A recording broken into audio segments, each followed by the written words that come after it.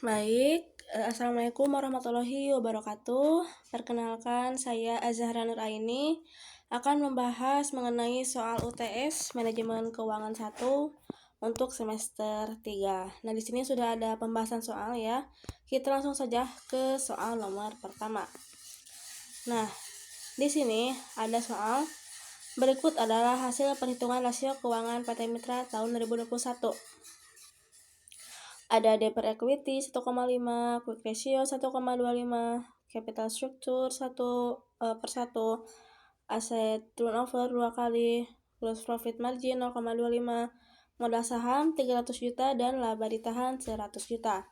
Nah, diminta berdasarkan rasio keuangan tersebut, susunlah laporan keuangan perusahaan. Jadi kita di sini diminta untuk menyusun laporan keuangan ya. Nah, untuk menyusun laporan keuangan, kita tuh harus tahu dulu nih berapa sih HPP-nya, berapa sih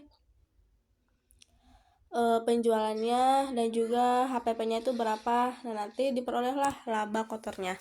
Nah, untuk mencari HPP ini kita ada ini ya, perjalanan panjang terlebih dahulu. Nah, yang pertama kita cari utang. Kita mencari debit bukan debit ya, deb. Nah, karena D per equity-nya 1,5, equity itu modal tambah laba ya, 300 tambah 100 juta. Nah, karena D per 400 juta sama dengan 1,5, maka D-nya 1,5 dikali 400 juta sama dengan 600 juta. Terus total aktifanya berapa? Utang tambah modal sendiri 600 juta ya tadi utangnya, terus ditambah 400 juta sama dengan 1 miliar atau 1000 juta. Terus yang ketiga, kita cari utang lancarnya. Di sini ada rumus struktur modal sama dengan utang jangka panjang per modal sendiri sama dengan 1. Nah, terus tadi kan kita udah tahu nih modal sendiri itu 400 juta. Nah, kita masukin 400 juta, jadi utang jangka panjang sama dengan 1 dikali 400 juta sama dengan 400 juta. Nah, karena total utang yang nomor 1 tadi 600 juta, berarti utang lancarnya sama dengan 600 juta dikurangi 400 juta sama dengan 200 juta. Nah, terus yang keempat, kita cari penjualan nih. Aset turnovernya 2 kali. Nah, penjualan per total aktiva sama dengan 2. Nah, ini kan rumus aset ya, penjualan per total aktiva. Penjualan per total aktiva 2, maka tadi kan total aktivanya 1 ini ya. Di sini nih, di nomor 2 nih total aktiva 1 miliar atau 1000 juta. Nah, karena penjualan per 1000 juta sama dengan 2, sehingga penjualan sama dengan 2 dikali 1 miliar sama dengan 2 miliar. Nah, terus yang kelima kita cari piutang. Nah, collection period sama dengan 27,375 hari. Berarti piutangnya 27,375 kali 2 miliar per 365 sama dengan 150 juta. Terus yang keenam, tentang kas dan piutangnya. Karena quick ratio-nya sama dengan kas tambah piutang per utang lancar itu sama dengan 1,25, berarti maka penjualan per 1 miliar sama dengan kas ditambah tadi kan udah diketahui ya piutangnya tuh 150 juta. Kita masukin kas ditambah 150 juta per 200 juta sama dengan 1,25. Sehingga si kasnya itu sama dengan ya kalian utak-atik aja si rumusnya 250 juta, akhirnya itu 250 juta kurangi 150 juta sama dengan 100 juta. Terus HPP-nya Karena gross profit margin tadi diketahuinya 0,25, berarti laba kotor per penjualan sama dengan laba kotor per 2 miliar ya. Tadi kan penjualan 2 miliar sama dengan 0,25. Berarti laba kotornya itu 0,25 dikali 2 miliar sama dengan 500 juta. Dengan demikian harga pokok penjualannya itu 2 miliar dikurangi 500 juta sama dengan 1 miliar setengah atau 1 miliar 500 juta. Terus kita cari persediaan. Inventory turnover sama dengan harga pokok penjualan per persediaan sama dengan 6 kali. Maka persediaan sama dengan 1 miliar 500 juta per 6 sama dengan 250 juta. Nah, udah diketahui semuanya, kita susun laporan keuangannya nih.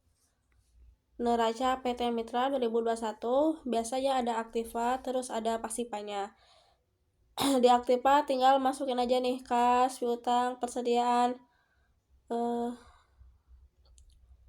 mesin apa ya?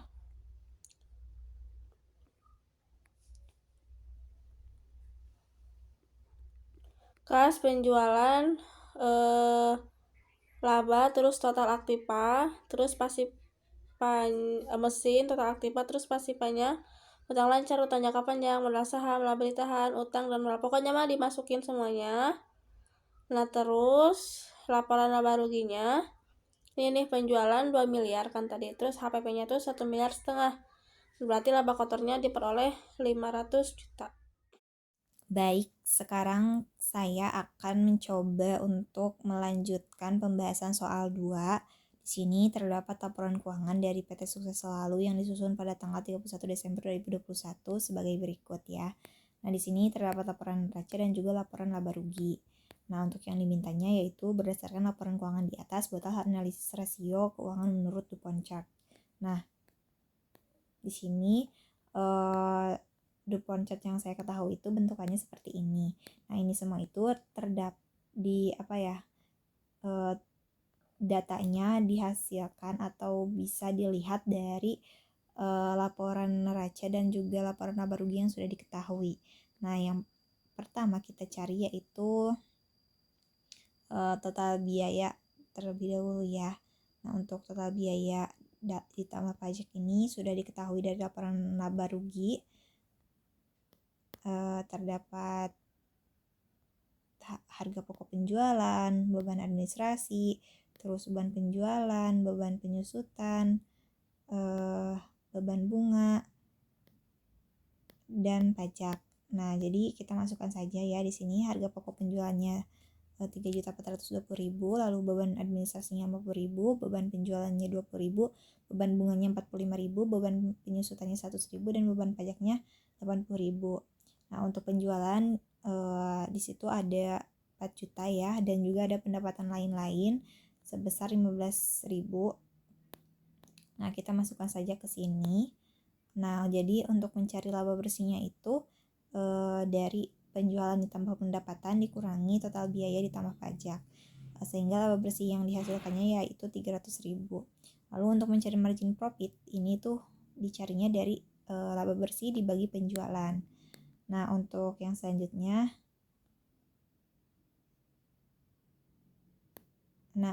jadi margin profitnya itu sebesar 0,075. Nah, yang selanjutnya yaitu kita mencari total aktiva. Di sini total aktiva itu bisa dijumlahkan dari aktiva lancar ditambah aktiva tetap. Jadi hasilnya 2 juta. Dan juga untuk mencari total utang di sini dilihat dari atau dijumlahkan dari utang lancar ditambah utang jangka panjang yang jumlahnya itu 800.000. Dan sekarang kita coba yang ini kan sudah selesai, yang di atas sudah selesai. Nah, sekarang kita yang ke tengah. Nah, di sini untuk mencari perputaran total aktivanya berapa, nah itu dicari dari penjualan dibagi total aktiva. Penjualan 4 juta dibagi total aktiva 2 juta, hasilnya yaitu 2. Dan di sini kan tadi udah mencari total utang ya, udah mengetahui jumlah total utang. Sekarang ditambah ekuitas Nah, ekuitasnya atau modalnya itu 1.200.000. Jadi total pasipanya 2 juta. Nah, dari total pasipa 2 juta itu dibagi ekuitas 1.200.000, ini itu ROE. Nah, jadi ROE itu dicari dari total pasipa dibagi ekuitas, yang hasilnya 1,67.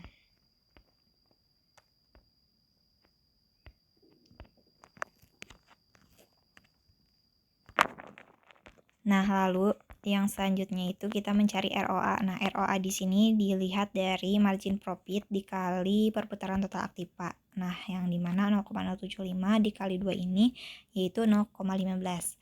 Dan tadi kan udah diketahui ya ROE-nya 1,67. Nah, untuk mencari multiplier equity di sini tuh dari ROA dikali ROE. Nah, jadi multiplier equity-nya itu 1,67 dikali 0,15, jadi hasilnya 0,25. Nah, untuk ini penjelasannya ya teman-teman.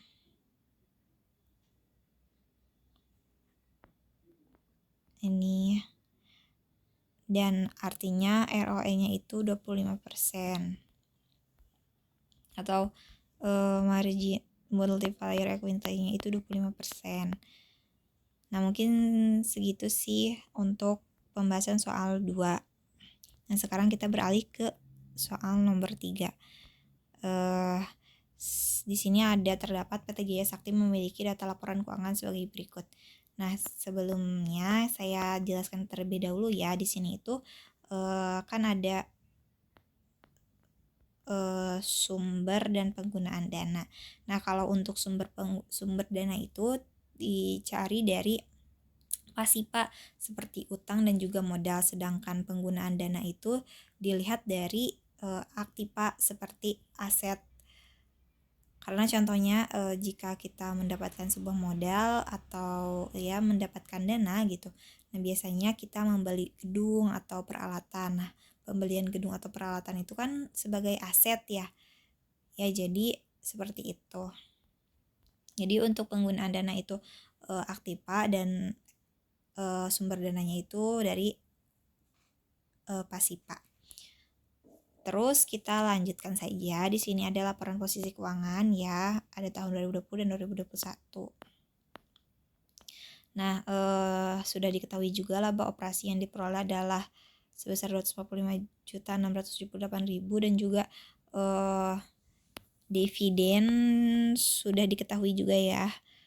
Pembagian dividennya sudah diketahui juga sebesar 233.723.000. Nah, sekarang kita coba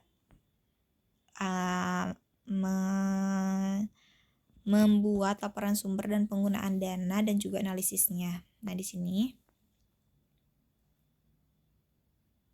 bisa kita lihat bahwa kas tahun 2020 ini 66.123.000 dan 2021 ini 76.897.000, yang dimana pada tahun 2021 ini ada kenaikan, sehingga kenaikannya itu dimasukkan ke debit 10.774.000, yang dimana kas ini kan posisi normalnya memang di debit ya, jadi kalau bertambah berarti di debit, kalau kurang berarti di kredit.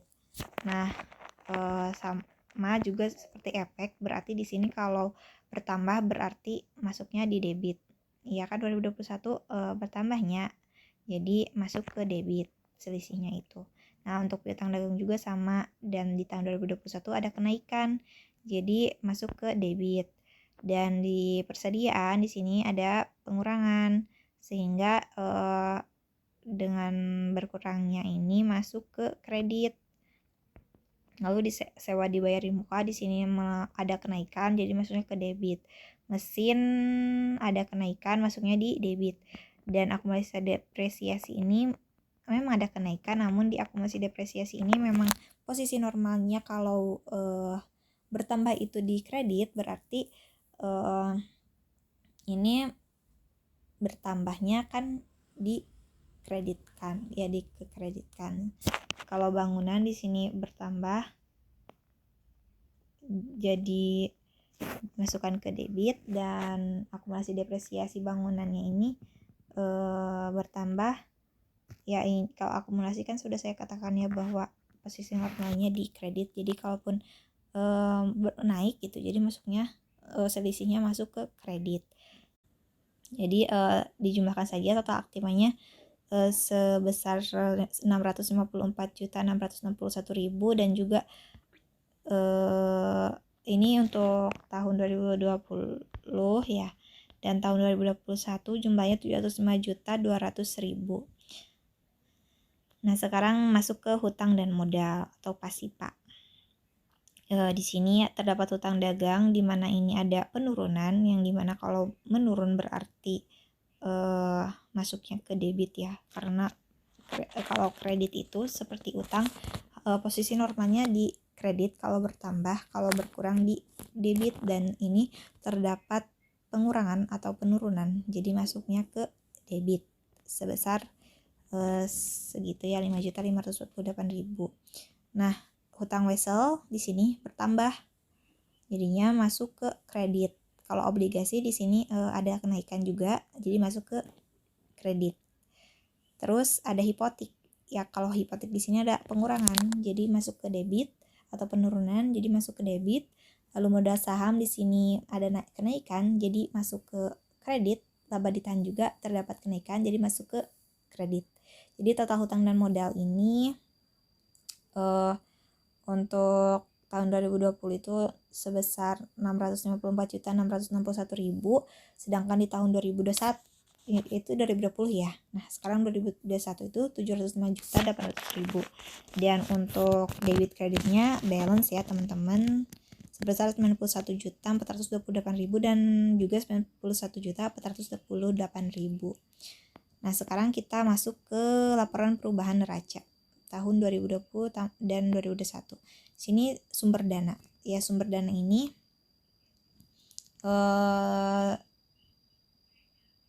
bisa dilihat dari pengurangan ya. Nah, atau ya terdapat di kredit gitu. Akun yang masuknya ke kredit. Nah, itu masuk ke sumber dana. Karena ya seperti hutang dan modal itu kan merupakan sumber dana juga. Jadi masuk ke laporan perubahan neraca di bagian sumber dana. Nah, yang pertama itu ada ini ya, pengurangan persediaan sebesar 7.212.000. Lalu bertambahnya akumulasi depresiasi sekian, bertambahnya utang wesel sekian, bertambahnya obligasi sekian, bertambahnya modal saham sekian, dan laba usaha yang tadi itu masuknya ke sini karena masuk ke sumber dana gitu. Terus di penggunaan dana ada bertambahnya efek, lalu bertambahnya piutang dagang, bertambahnya sewa dibayar di muka, bertambahnya mesin, bertambahnya bangunan, bertambahnya tanah, berkurangnya utang dagang, berkurangnya hipotek, pembagian dividen, dan yang terakhir itu ya bertambahnya kas. Nah, jadi untuk hasil sumber dana dan penggunaan dana itu 325.151.000. Nah, ya sumber dan penggunaan dana hasilnya 325.151.000. Untuk analisis sumber dana dan penggunaan dananya, yang di sini tuh terjadi penggunaan dana sebesar 314.377.000, yang mana ini sebelum ini belum dimasukkan kas ya. Jadi sebelum kas itu totalnya 314.377.000 dan terjadi sumber dana sebesar 325.151.000. Nah, selisihnya itu kan sekitar 10.774.000 ya. Nah, ini teh kelebihan dana ini teh masuknya. Jadi selisihnya atau kelebihan dananya ini lari ke pos kas, yaitu sebesar 10.774.000. Jadi kas tahun 2020 ini 66.123.000. Nah, setelah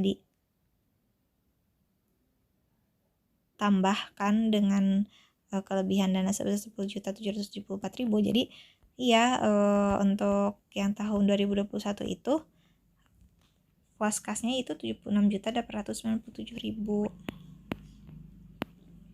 Seperti itu. Mungkin sekian terkait pembahasan dari saya. Jadi saya tekankan kembali ya teman-teman bahwa sumber dan penggunaan dana itu bisa dikatakan bahwa sumber dana itu dari mana dana itu didapatkan, ya bisa kan kalau dana didapatkan itu bisa dari kita berhutang atau ya kita berhutang lah, dan juga kita mendapatkan modal dari orang lain atau investor. Ya, jadi untuk sumber dana itu dari utang dan modal, sedangkan penggunaan dana itu dari penggunaan dana itu biasanya ke aktiva gitu, kayak membeli gedung, membeli peralatan, membeli mesin, seperti itu. Jadi bisa dikatakan seperti itu ya teman-teman. Baik, kita lanjut ke soal nomor 4. Di sini ada ini ya, ada anak-anaknya soalnya. Yang pertama, Bank Siaga menyetujui untuk memberikan pinjaman sebesar 10 juta saat ini pada Bapak Joyo dengan syarat mengembalikan uang tersebut sebesar 50 juta pada akhir tahun ke-10.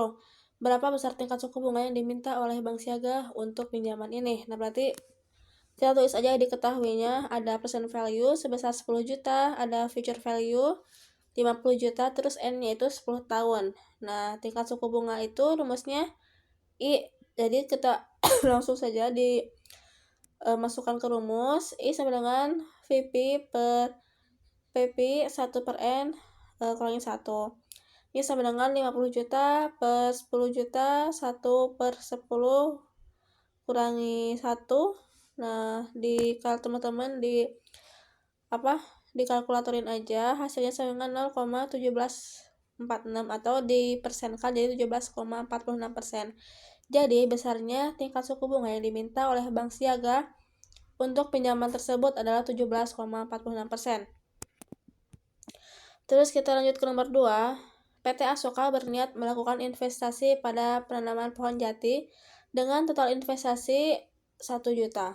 Pohon jati tersebut dapat dipanen pada 10 tahun mendatang dan dijual seharga 3 juta. Berapa tingkat keuntungan atau rate of return investasi ini? Nah, diketahui VVN-nya itu 1 juta present value-nya. Terus diketahui future value-nya 3 juta, terus N-nya 10. Ditanyakannya itu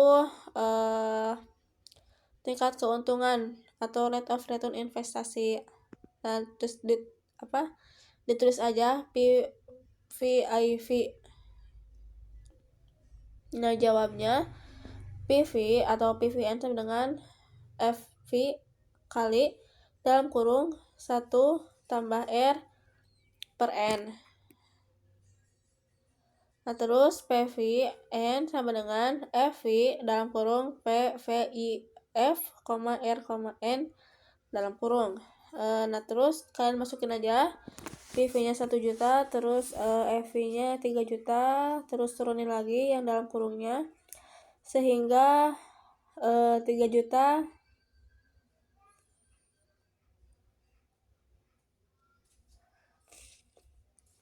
sehingga 1 juta dibagi 3 juta ya.